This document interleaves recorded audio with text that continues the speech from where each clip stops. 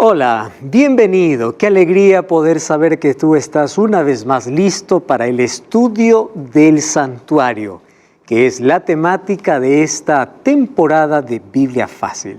Nos alegra tener tu compañía, saber de que tienes esa disposición, ese interés, y te recuerdo que eso no es natural, es el Espíritu Santo siempre llamando la atención de las personas para llevarlos a Cristo. Qué alegría saber que estás allí listo, preparado para un estudio más de la Biblia, estás reunido con la familia, probablemente solo, no sé en qué lugar estás, probablemente estás en el hospital, en una clínica, bajo un diagnóstico. Hay tantas personas que están viendo este programa en los hospitales y un abrazo para todos ustedes. Sabemos de que en este momento difícil Dios es su fortaleza y Dios los va a restaurar completamente. Porque cuando Él restaura, nos restaura también físicamente, emocionalmente, mentalmente y espiritualmente. Que Dios te bendiga. Vamos a estudiar juntos la Biblia. Hemos separado este momento muy especial y qué bueno que tú en tu agenda, en este día, en este momento, separes este tiempo para conocer más sobre el plan de salvación. Y ya sabes que aquí estamos con amigos que nos visitan de diferentes países, diferentes culturas, incluso por allí hay algunos que hablan otros dialectos, también alguna otra lengua. Sin embargo, qué bueno es que podamos estar juntos aquí para estudiar la Biblia. Entonces, como aquí tenemos la costumbre de antes de abrir la palabra de Dios, abrir nuestro corazón, nuestro entendimiento, permitir que Dios pueda hablarnos a través de su palabra a nuestra mente. Sin embargo, hoy vamos a hablar de cómo Dios reveló a través de cada detalle y de cada mueble del santuario, tenía un mensaje específico de salvación y todo apuntaba hacia el sacrificio o el ministerio de Jesús. Hoy vamos a hablar sobre el Evangelio en símbolos. Evangelio significa buenas nuevas. Y no existe buenas nuevas sin Cristo. Entonces, cuando hablamos del Evangelio, el Evangelio es Cristo. Él es la buena noticia para el ser humano cuando cayó en pecado. Él es la buena nueva.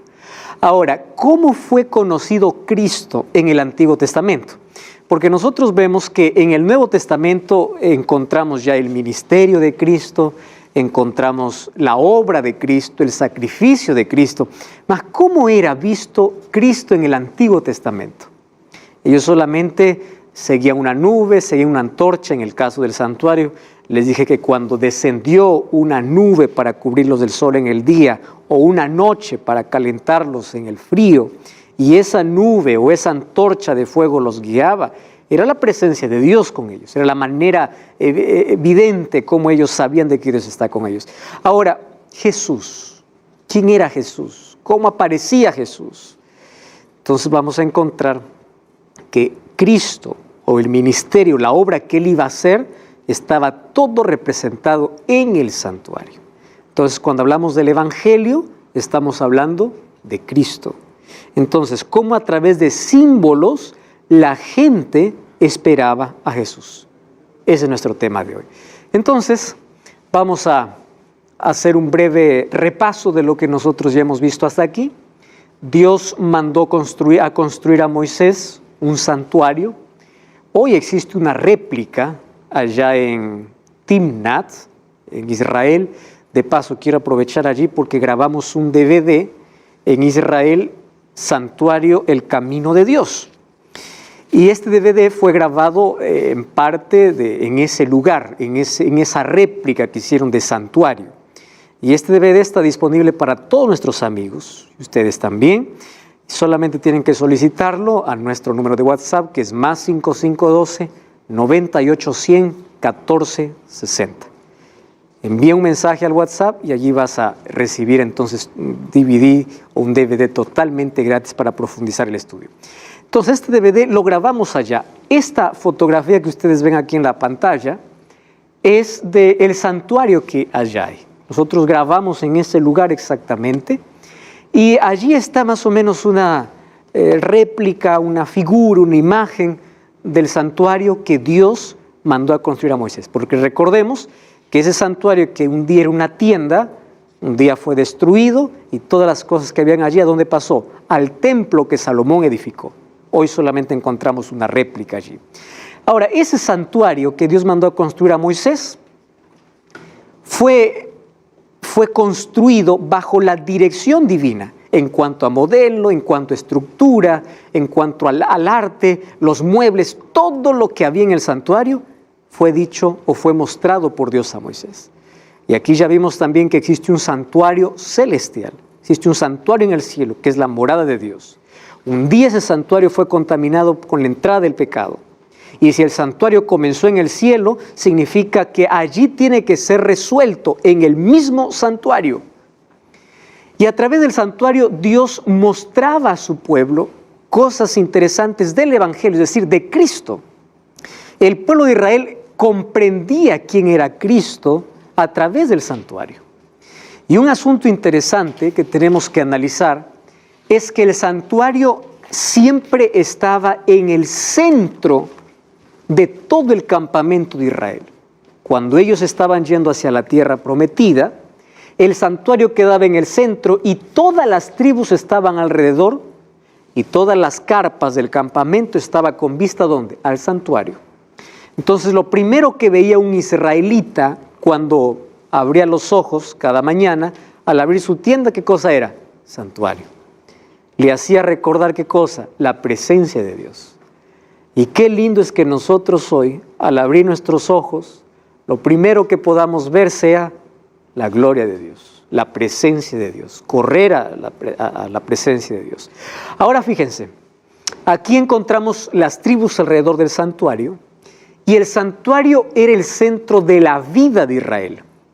Y aquí yo coloqué una expresión que me gustaría conversar con ustedes. Hoy muchas veces, o hoy nuestro mundo, especialmente el mundo cristiano, mundo religioso, separa la vida de la religión. Es muy sencillo. El religioso va a una iglesia una vez por semana. El cristiano no va una vez, es todos los días cristiano.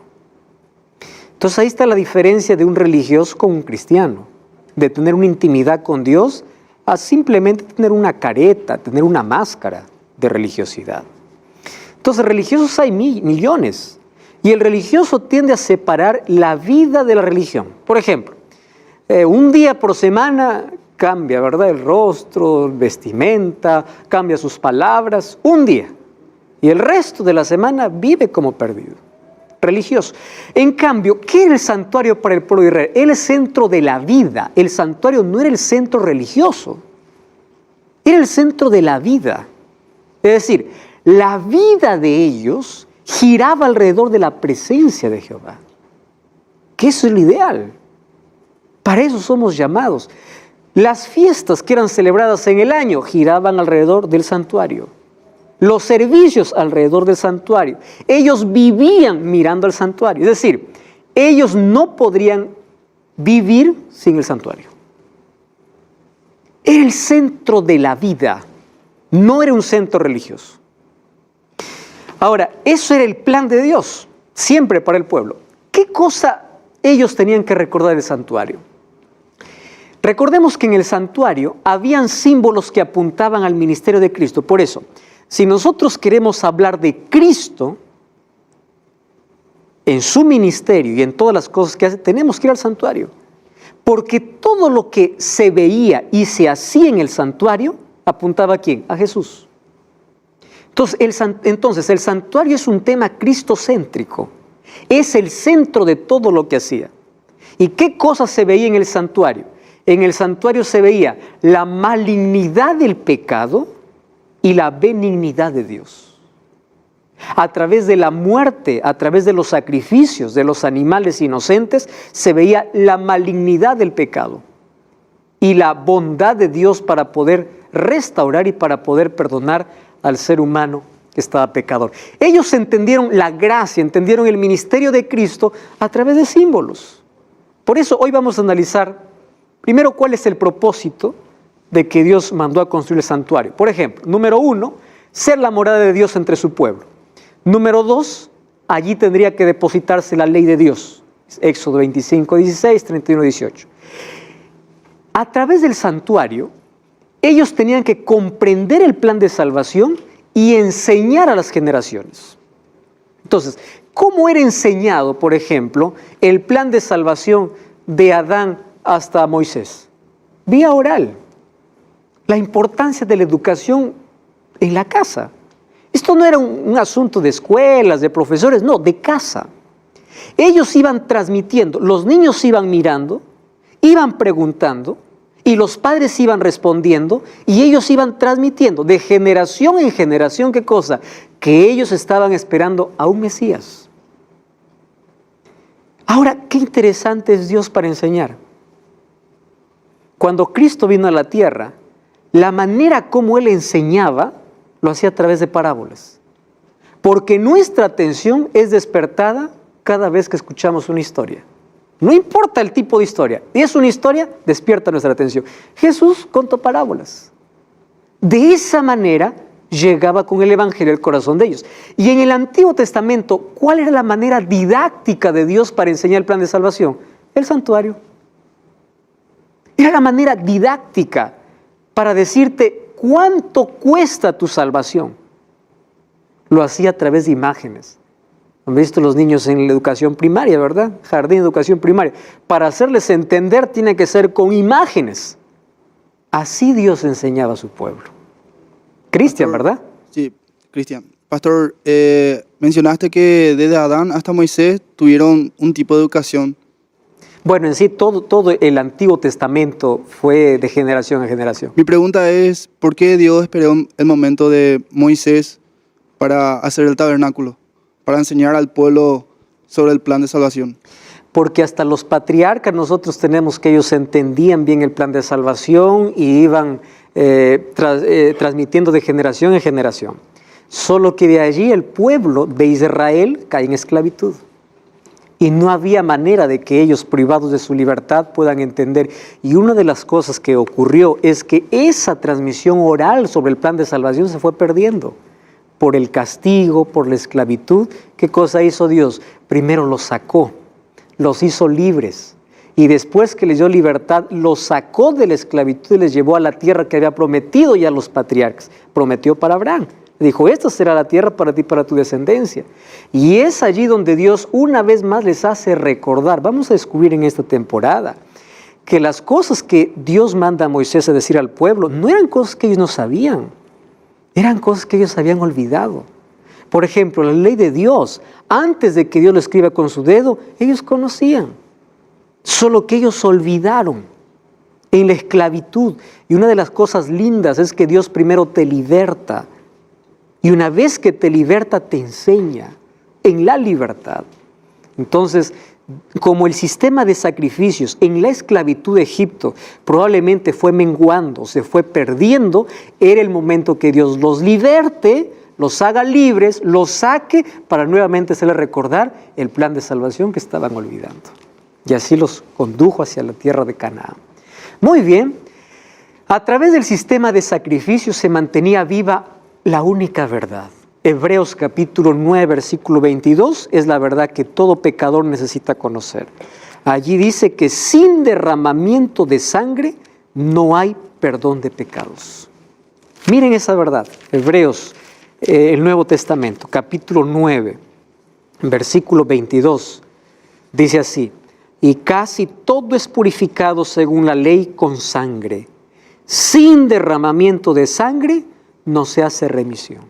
En otras palabras, no hay perdón. O sea, ¿cuánto costó nuestra salvación? ¿Cuánto costó el perdón? La sangre. Esa verdad necesitaba mantenerse viva. A través del santuario comprendían la muerte sustitutiva. ¿Recuerdan ustedes? El pecador, cuando él veía que ofendió a Dios, llevaba una ofrenda, un sacrificio. Y él entendía que ese animalito moría en su lugar. O sea, si nosotros queremos hablar de la mayor injusticia que hay en el mundo, no es la injusticia que alguien nos hace. La mayor injusticia es la siguiente, que tú mereces morir, pero tu culpa lo pagó otro. ¿Es injusto o no es injusto eso? Es. Pero allí se mostró la justicia de Dios. tomando nuestro lugar, siendo nuestro sustituto. Ahí tenemos una pregunta. Bueno, pastor, quería preguntar, ¿qué tipo de animales se usaban en los sacrificios? ¿Era solamente un cordero o algo por el estilo? No, en el libro de Levítico, capítulo 1 hasta el capítulo 7, encontramos diferentes tipos de ofrendas. Encontramos tórtolas, palominos, aves, de corderos, y había incluso un tipo de ofrenda para cada pecado. No porque hubiese pecado más grande y más pequeño, porque todo pecado ofende a Dios, pero sí hay grados de consecuencia en el pecado. Un ladrón tiene una consecuencia diferente que un asesino. Las consecuencias son totalmente diferentes. Entonces habían tipos de ofrenda para diversos tipos de pecado. Pero la ofrenda más común era la de un cordero. ¿Correcto? Muy bien. Entonces, a través del santuario, nosotros entendemos el Evangelio en símbolo, es decir, Cristo en símbolo. Vamos para allá entonces. Miren, ve. Me encanta ver cómo Dios llama la atención del ser humano y quiere colocar esta verdad y lo hace de la manera más didáctica. ¿Recuerdan ustedes que yo les dije que Satanás atrapa la atención para llevarnos al pecado? O que atrapa nuestros sentidos para llevarnos al pecado. Dios llama la atención a través de los sentidos para traernos de vuelta. ¿Cómo el ser humano se arrepiente? Cuando escucha la voz de Dios a través de su palabra. Cuando ve los milagros de Dios.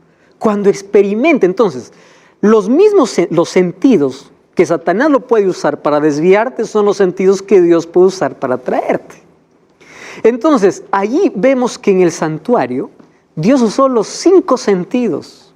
Miren, eso se llama la pedagogía multisensorial divina. Dios, por ejemplo, utilizó el tacto para tocar el animal. ¿Qué usaba? Tacto.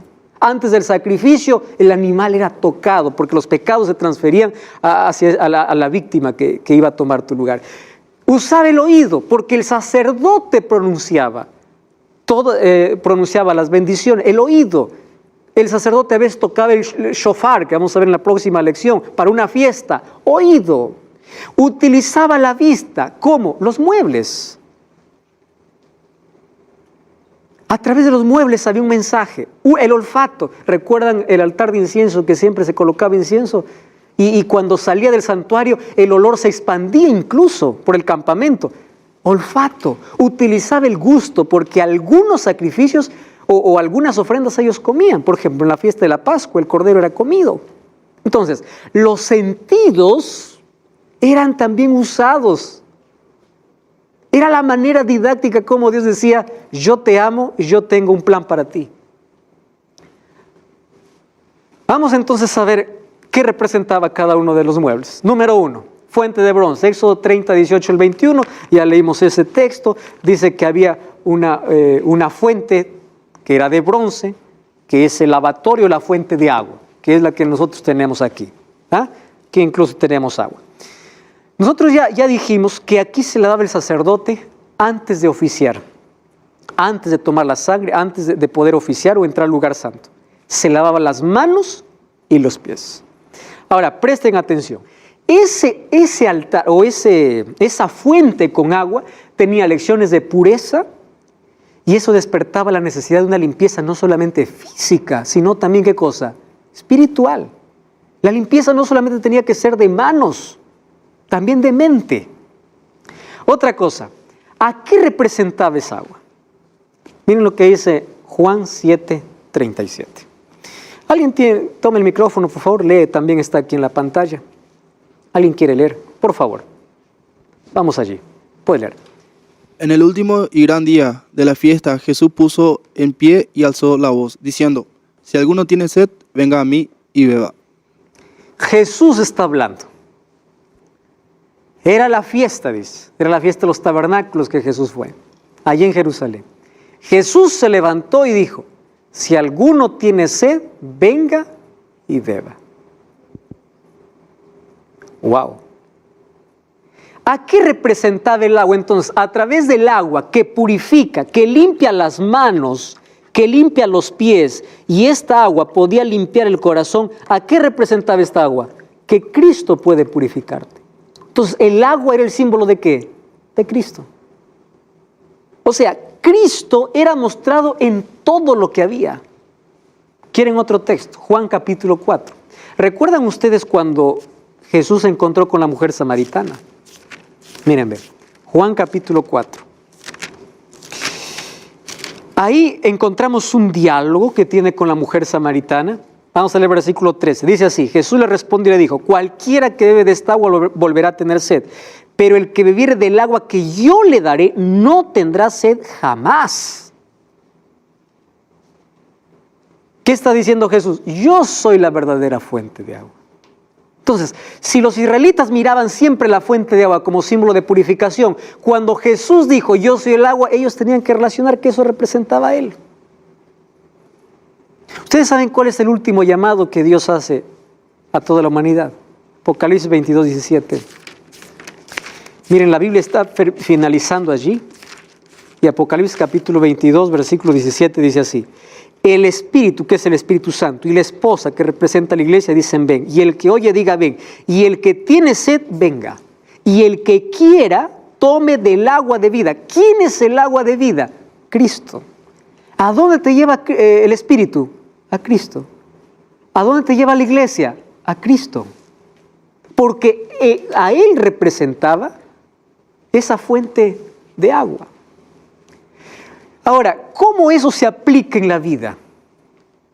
Porque yo puedo aceptar a Cristo, Él me purifica, sí, pero incluso hay un rito, hay una ceremonia que me ayuda a entender que puedo ser purificado por Cristo. ¿Cómo se llama eso? Bautismo. Miren, Hechos capítulo 22. Vamos al libro de Hechos. Capítulo 22, versículo 16. Pablo está contando su testimonio. 22, 16. Y Ananías, cuando llegó, le dijo así. Dice así: ahora pues, ¿por qué te detienes? Levántate y bautízate y lava tus pecados invocando su nombre. Entonces, lávate. ¿Cómo el ser humano se lava? ¿Cómo el ser humano se purifica? Cuando acepta a Cristo, tiene que pasar por este mueble. Una vez que bebe del agua de vida, tiene que entrar también un rito. Así como el sacerdote se lavaba las manos y los pies, hoy el ser humano puede lavar de sus pecados. ¿Dónde? En el bautismo. Entonces, esa fuente de agua representaba a Cristo, el que puede purificar los pecados. Él es el agua que purifica. Muy bien. Vamos al otro mueble, altar de sacrificios. ¿Para qué servía este altar? Para que las personas recuerden que allí quien merecía arder o quien merecía morir no era ese animal inocente, era yo, era el pecador, sino que alguien está tomando allí mi lugar. Entonces, ¿cuál era el único aporte que daba el pecador? Dos cosas. El único aporte del pecador era su pecado y degollar a la víctima. Es todo lo que puede hacer el ser humano. Es todo el aporte. Porque después que aportaba todo lo que hacía, ¿quién era? El sacerdote.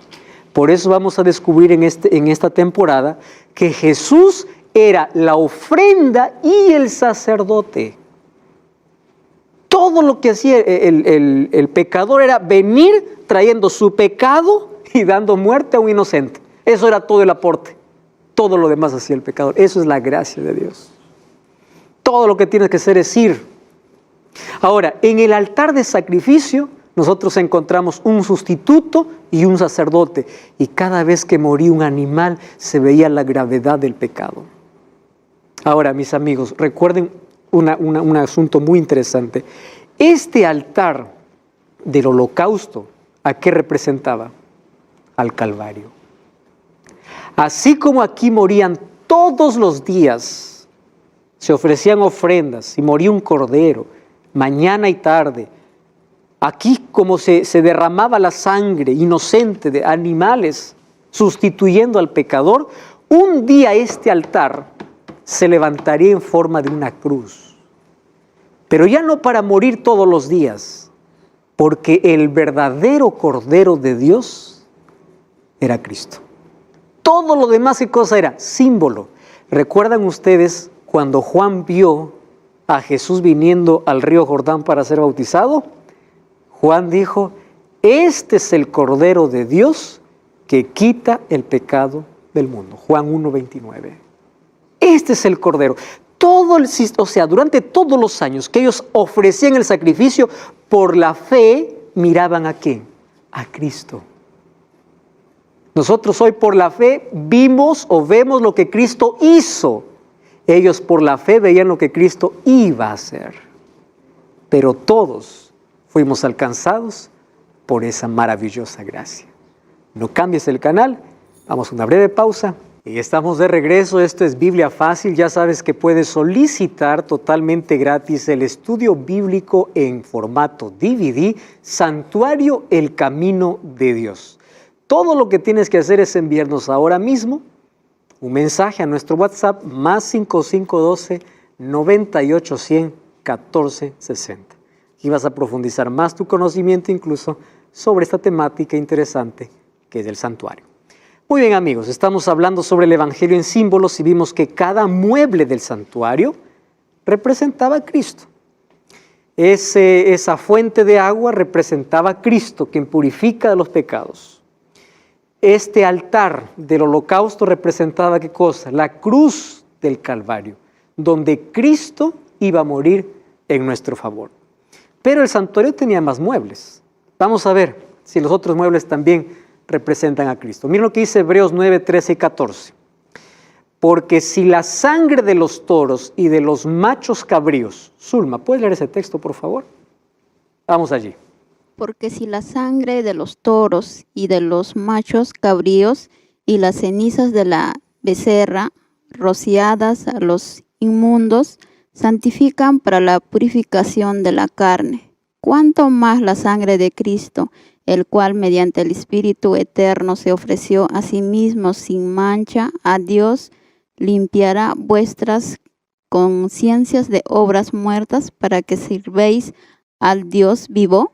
Entonces ahí qué cosa está diciendo Hebreos, o la epístola a los Hebreos. Si esa sangre, aún de inocentes, que ya entraba contaminada por el pecado, puede darlos perdón, ¿cuánto más la sangre perfecta de Cristo? Entonces, el altar del holocausto representaba el sacrificio de Jesús. ¿Recuerdan ustedes que en el lugar santo habían 3 muebles? ¿Cuáles eran? La mesa de panes, un candelabro y un altar de incienso. Vamos a ver a qué representa. El altar de incienso, vamos a comenzar por el final. Vamos a Apocalipsis capítulo 5, versículo 8, el último libro de la Biblia. Apocalipsis capítulo 5, versículo 8. Presten atención que esto es interesante. Apocalipsis 5, 8. Voy a ver ahí quién tiene el texto. Luis, ¿tienes el texto? Por favor. Demetrio también tiene el texto ahí, ¿no? Te voy a dar otro texto, Demetrio, para leer. Puedes ir buscando Juan capítulo 14, ¿ya? Vamos ahí, Luis. Cuando tomó el libro, los 4 seres vivientes y los 24 ancianos se postraron ante el Cordero. Cada uno tenía un arpa y una copa de oro llena de incienso, que son las oraciones de los santos. Luis, ¿qué es el incienso? Era las oraciones de los santos. Eso es lo que dice aquí. ¿A qué representaba entonces el incienso? Oraciones de los santos. Es decir, ¿y quién es un santo? Santo es aquel que tiene comunión con Dios. La palabra santo, kadosh, significa separado. El momento que aceptas a Cristo, tú eres separado para servir a Cristo. Te conviertes en un santo en la medida que caminas con Cristo.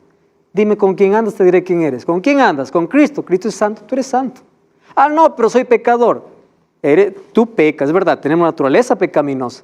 Pero en la medida que caminamos con Cristo son santos. Entonces, las oraciones de los santos, las oraciones de los creyentes.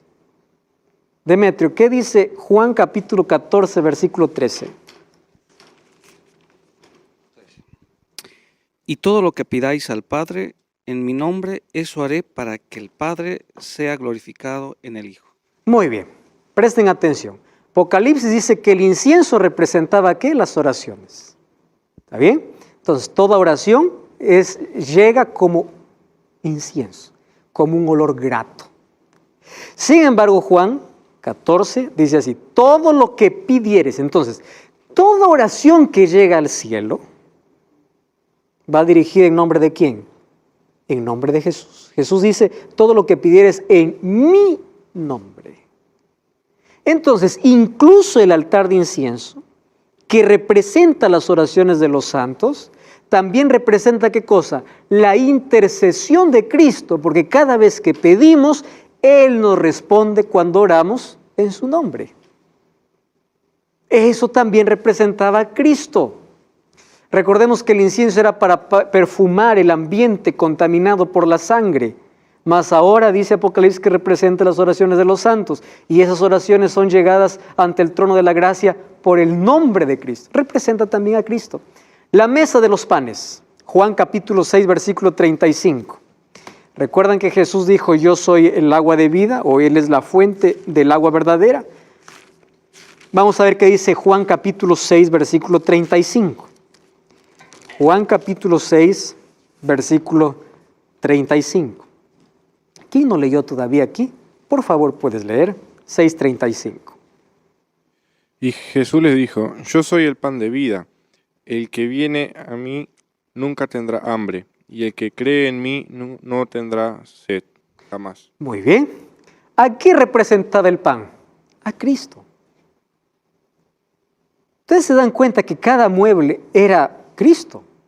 ¿Cómo ellos conocieron a Cristo? A través del santuario. Yo soy el pan de vida. Y allí Él sigue hablando. Vuestros padres comieron el pan, vuestros padres fueron sustentados allí en el desierto. Pero ahora los digo, yo soy el pan de vida. Él es la provisión, Él es el sustento.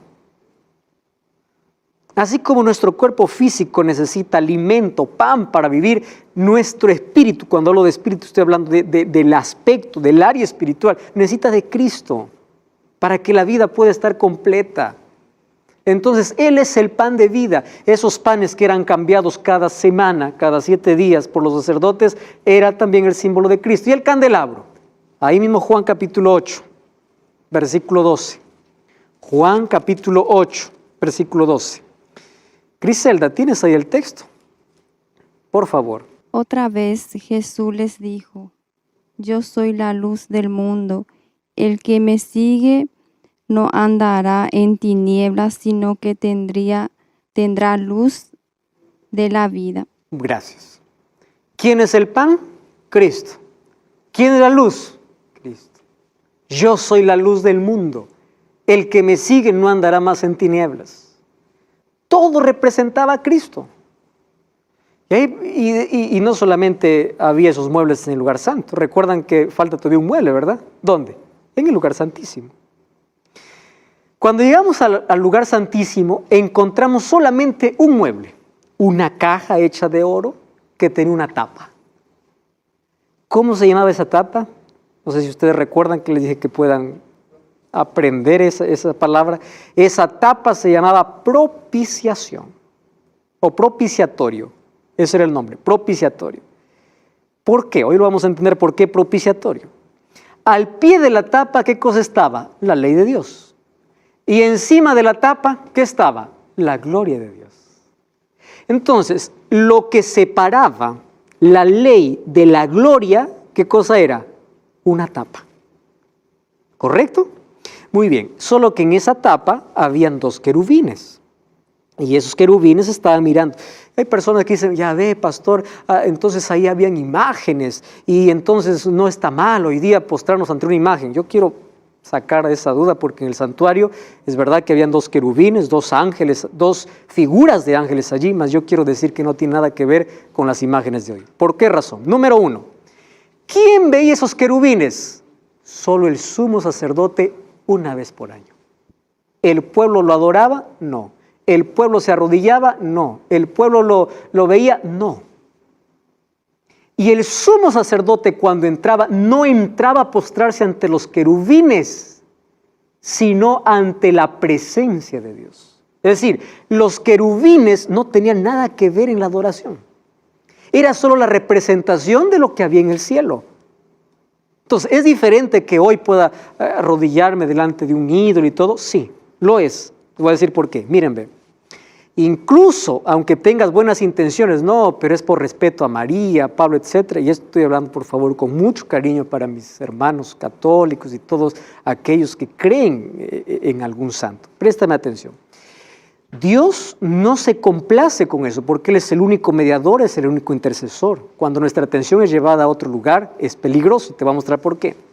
Ustedes sabían que la serpiente de bronce que allí Moisés levantó en el desierto, un día fue un símbolo de adoración. Y es allí donde esa serpiente fue destruida. Miren lo que dice Segunda de Reyes, capítulo 18, versículo 4.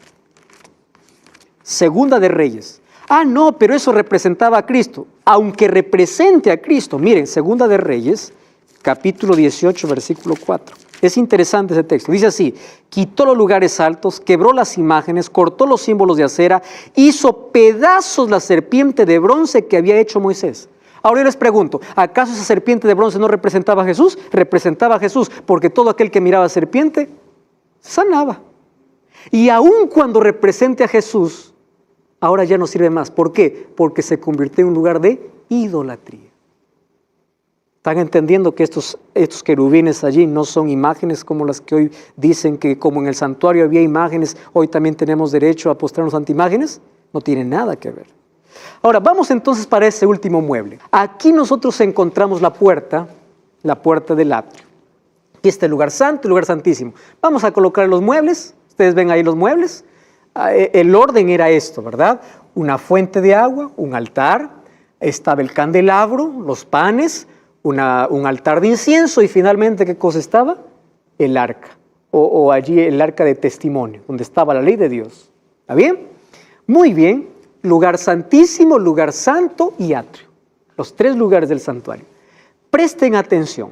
Aquí había una puerta, aquí había un velo, que es este primer velo que nosotros estamos viendo. Estas columnas eran de oro y había un velo. ¿Y qué dividía del lugar santo al lugar santísimo? Otro velo. ¿Recuerdan eso? Eso ya explicamos en lecciones anteriores. Muy bien, miren lo que ocurría. Si nosotros juntamos todos los muebles, desde la entrada hasta el propiciatorio, ¿qué cosa es lo que encontramos? Una cruz. Dentro del santuario. Si todos los muebles hablaban de Cristo, incluso la posición de los muebles ya llevaba hacia una cruz.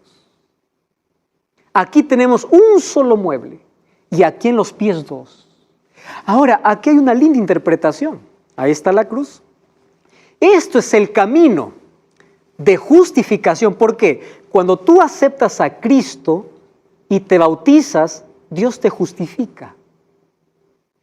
Cuando aceptas el sacrificio de Jesús y te bautizas, que está simbolizado por el agua, eres justificado. Pero Dios no te quiere dejar en el atrio, Dios te quiere llevar ¿a dónde? Al lugar santo, para que comas del pan. ¿Quién es el pan? Cristo. Para que ores, para que seas luz y recibas la luz de Cristo y seas luz. Esto es el camino de santificación. Dios te justifica, pero también te santifica. Y un día va a volver a la tierra y nos llevará a su presencia, donde está la morada, donde venía la Shekinah o la gloria de Dios. Eso sería la glorificación, porque estaremos ¿dónde? En el mismo trono de Dios. Esto sería lo que Jesús dijo: yo soy el camino, yo soy la verdad y yo soy la vida. Todo estaba representado dentro del santuario. Muy bien, en el santuario nosotros encontramos que había una relación estrecha, el santuario terrenal con el santuario celestial. ¿Por qué razón? Porque había una relación estructural y una relación funcional. ¿Qué cosa es la relación estructural? Las cosas que Moisés vio, lo colocó aquí en miniatura.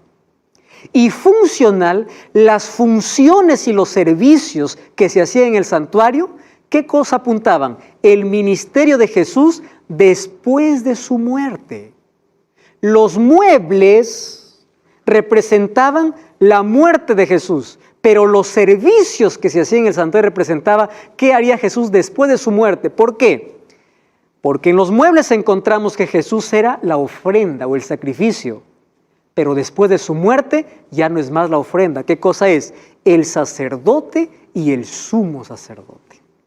Eso lo vamos a ver en las próximas lecciones.